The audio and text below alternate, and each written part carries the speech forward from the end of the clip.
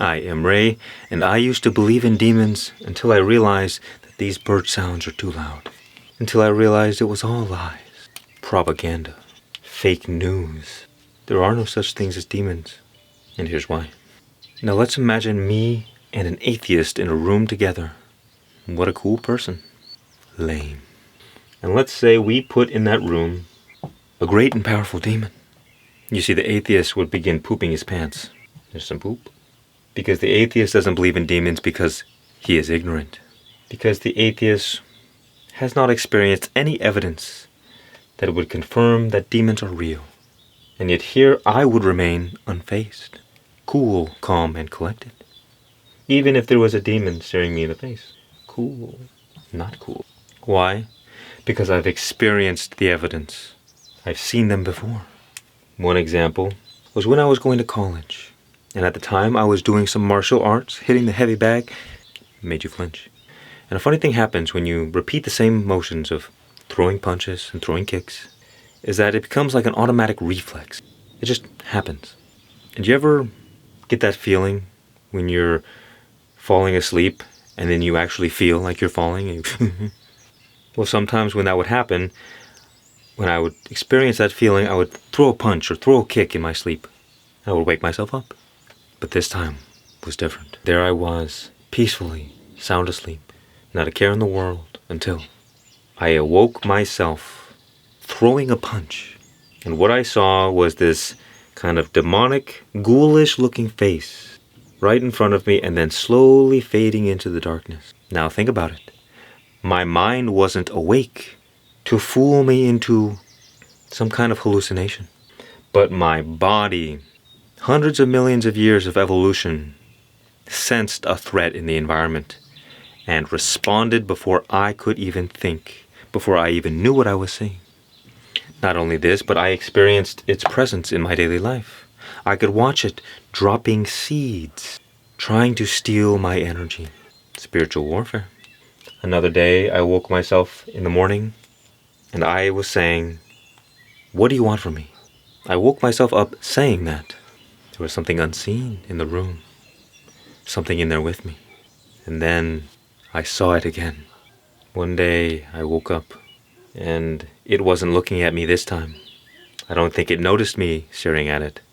But it was this big cloud of smoke almost, like this mistiness. But its face was like a scary face, almost like it was a big misty cloud wearing a scary demonic mask, and it was kind of turned looking the other way. And that time, I got it. It was screwed. Because now I could set my blessings, and I know what it looks like. Use my light power to destroy it. And you might think, well, didn't you just say that demons did not exist? And then you're trying to convince us that you've seen one? Don't worry, we're getting to that. You see, there's something I call the monster mind.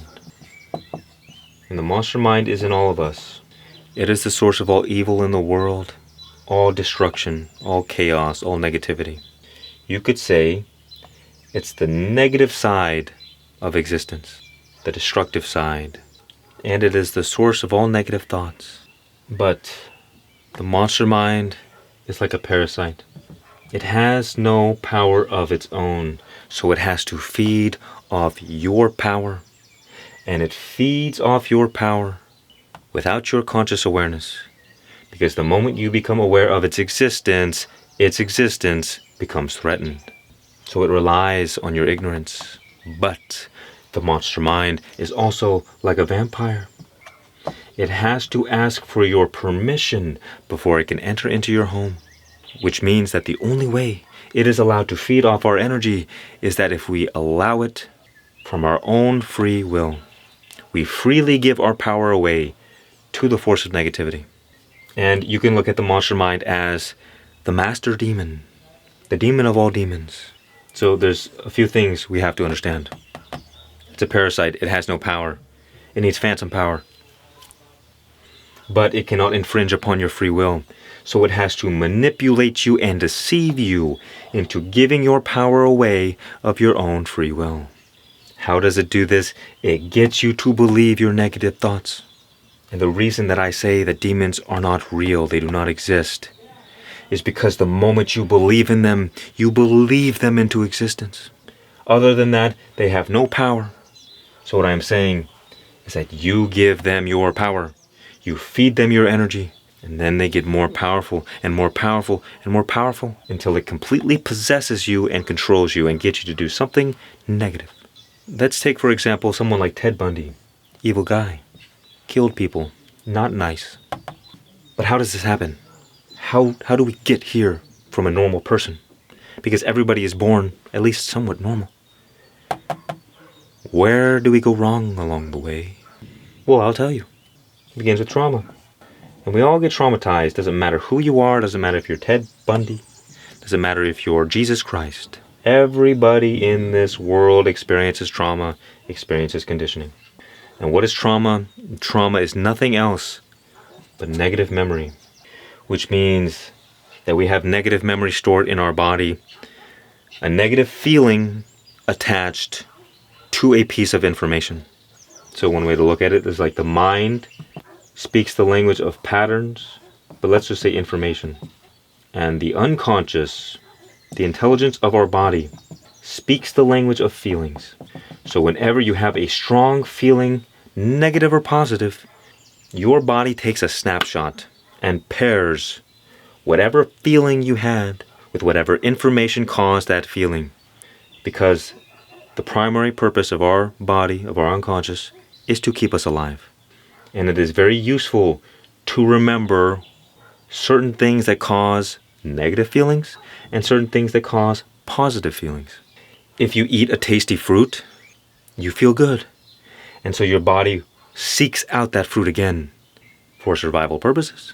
And if you see a grizzly bear, you're automatically afraid. You act before you think, because we have hundreds of millions of years of this process, evolutionary instinct, that tells us run away from a grizzly bear.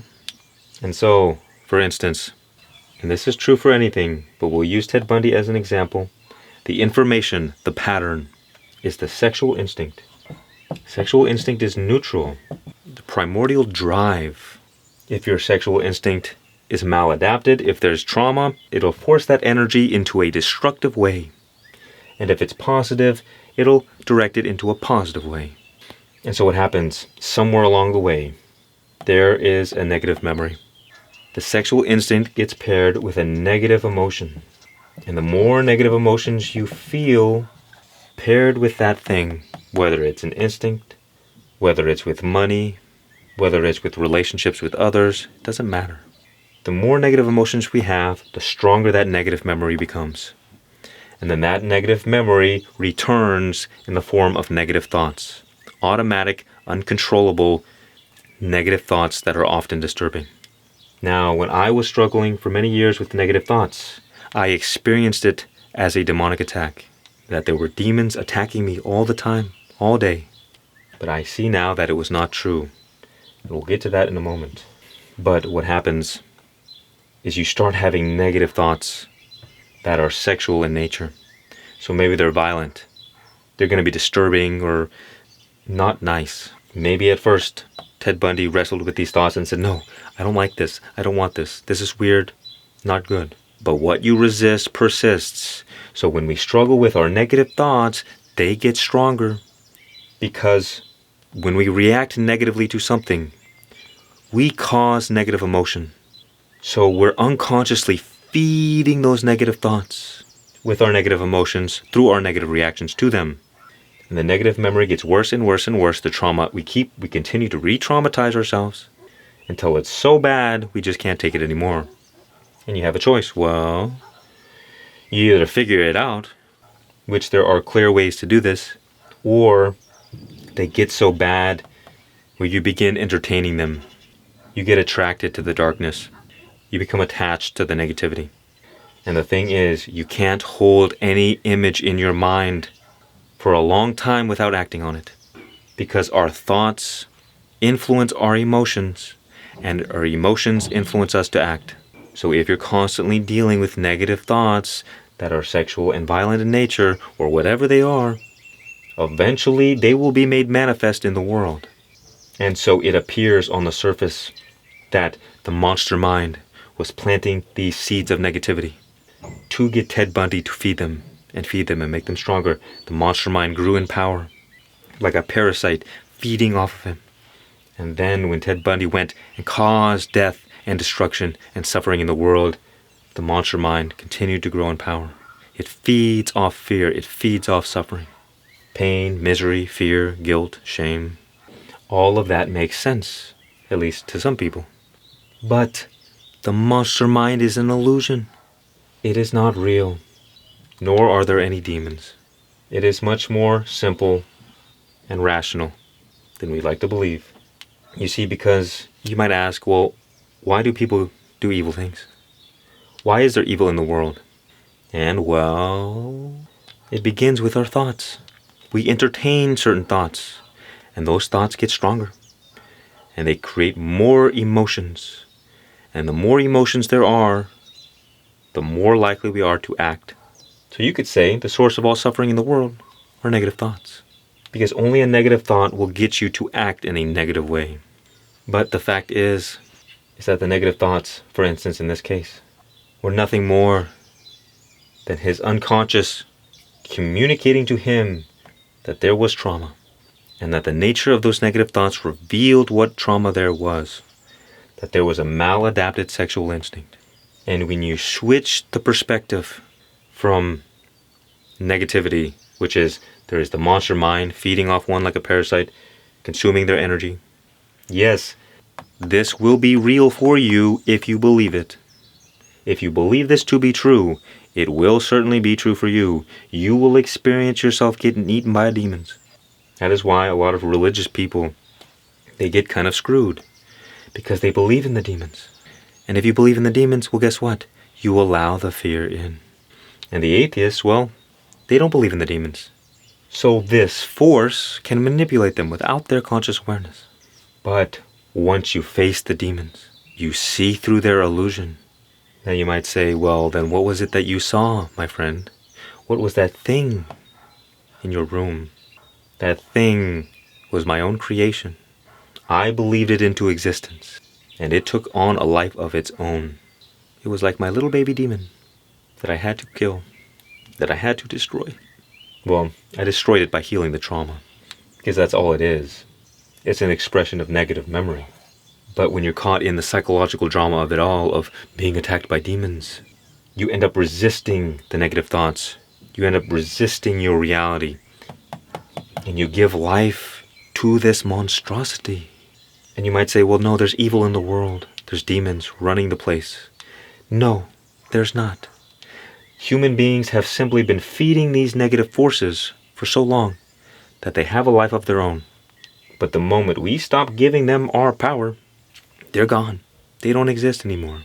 Because they only exist through the power that we give them. So when you understand what they are, when you understand the monster mind, you can see very clearly the force of negativity working in the world. But you don't have to validate its existence. Because they don't exist without people feeding them. Our mind can only focus on one thing at a time. So everything we focus on comes at a price. I can't really see this arrow. That's an arrow.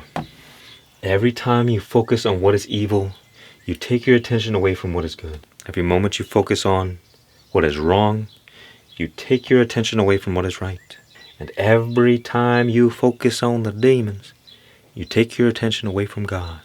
The universe is perfectly balanced between negativity and positivity. It's not what you think is true. It's what you choose to focus on.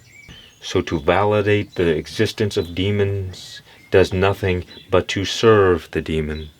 Because you're focusing your attention on negativity and feeding them. Validating their existence and bringing them to life. Believing them into existence. And the more power they are freely given, the more they can actually possess us and ruin our lives. But as a famous metal band once said, you cannot kill what you did not create. And so you have the power to kill these demons because you created them. And see, a lot of religion, it instills fear in people, and shame and guilt. But what does that do? It serves the forces of negativity, the forces of darkness. God did not give you the spirit of fear. In fact, to have fear is heresy against God.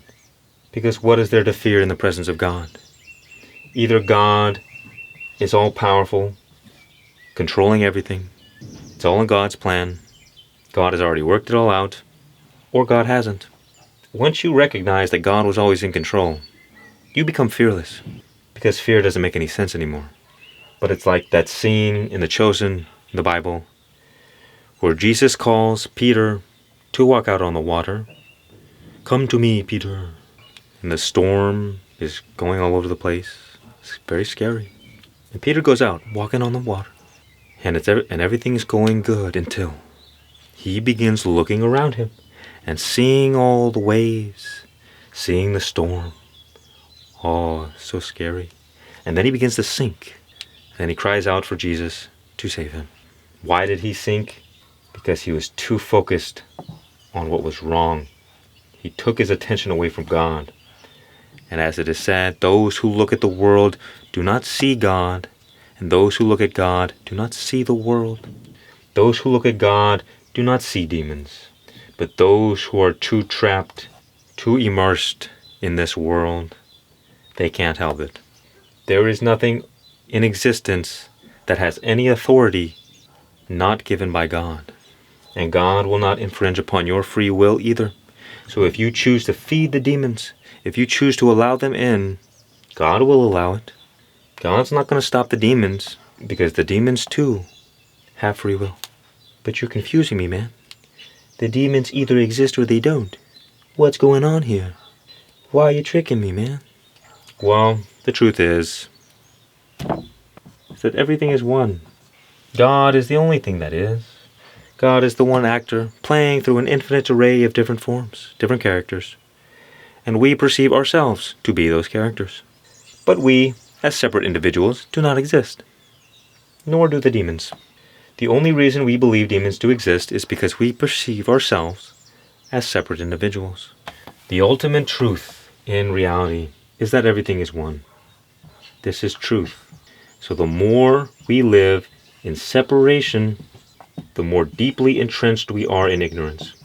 And ignorance is what? Ignorance is illusion. Ignorance is darkness.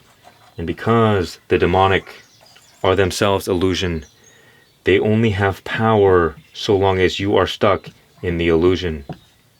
So when you are in here, you are ruled by demons. They can influence you. They can do what they want because you're in their realm. But the whole realm does not exist. But the whole realm is an illusion. Think about it this way. You're walking down the street, having a good time, and then you jump because you see a snake on the ground next to you. And then you look, and then, oh, it's just a rope. Was the snake real? Do you gotta go kill the snake? Do you gotta go fight the snake to get rid of it? No, it never existed in the first place. You only temporarily believed it into existence. So too, the entire illusion does not exist. Was the fear real? Yes. In that moment, the snake was real. But also in that moment, you were under illusion. You were not seeing things clearly. You were in ignorance of the true nature of reality in that moment. The reality that it was only ever a rope. What is that reality? There was never any demons. There was only ever God. You see, trying to fight the darkness is like throwing punches in a dark room and expecting something to happen, when all you have to do is turn toward the light. This is why you see people get killed in this world for trying to stand up against the forces of darkness, speaking the truth. They become martyrs. Why? They were ignorant. You don't have to fight the darkness. You don't have to destroy it. It doesn't exist. We believe it into existence. And so the only reason evil even exists on this planet is because we have been feeding it for so long that most people are stuck in the illusion, and that we have a very real opportunity, at least in the next few hundred years, to rid the planet of the majority of all evil. Why? Because we are in the midst of a grand spiritual awakening. We are all becoming free from the illusion. And guess what? The truth is light. and light is awareness. And what power does the darkness have in the presence of the light? You don't need to struggle with the darkness. Jesus said, resist not evil. Do not fight it. Do not worry about it. Do not think about it. But what happens? Things like the news. All these terrible things happening across the world. So much evil. My friend, the universe is perfectly balanced between negativity and positivity. There will always be suffering. There will always be negativity in the universe. But it comes down to how much negativity we allow in. Imagine a world where there was only 10% negativity and 90% positivity. It may not seem like it, but that's balance. And you see, that is what I'm doing here. To create a more loving and harmonious world, free from so much suffering. How? Awareness. We become aware of the truth. And the more aware we become, the more the illusion falls away naturally. Why? Because the illusion only exists in ignorance. So too, all of the demonic and all of their power, gone. But you cannot help but feed the forces of darkness so long as you are in the illusion. You see, the whole point of the spiritual path is to become free. The truth shall set you free, and you shall know it. What is the truth? The truth is that everything is one, and God is the only thing that is, and all separation is an illusion. All evil is nothing other than ignorance, because we are all one, and so whatever you do to another, you are doing to yourself.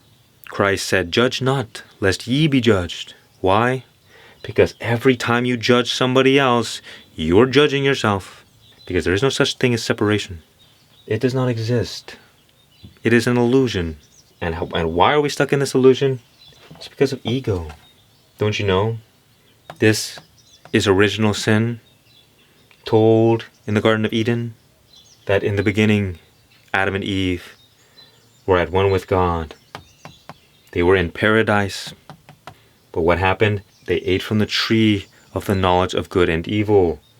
Duality, separation. Adam and Eve are archetypal human beings. They represent all of humanity.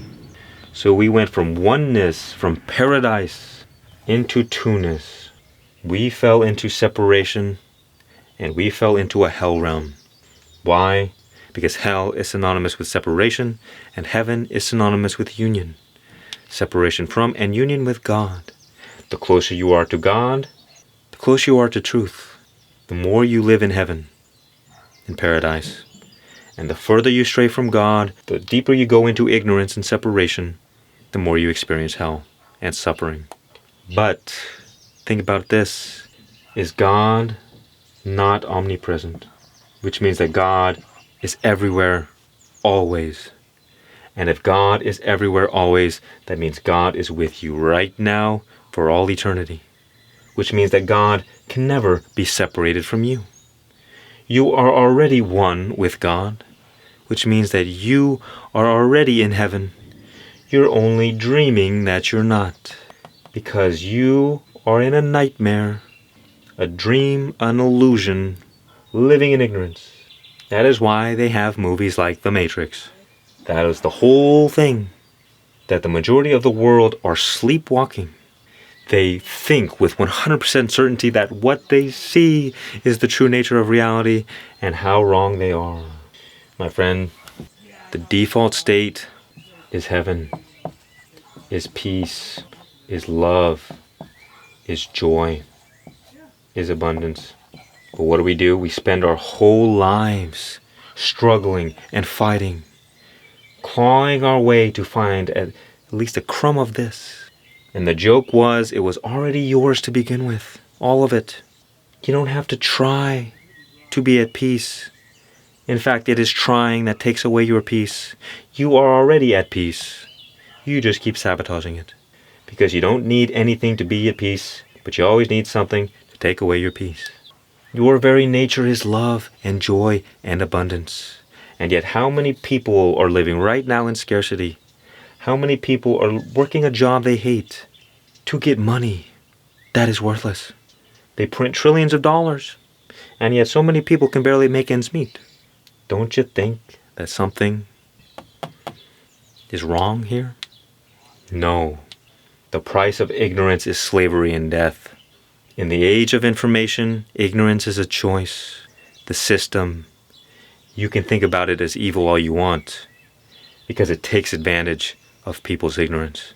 Do not think the victims are so innocent, because the demonic have no power over us other than the power that we give them.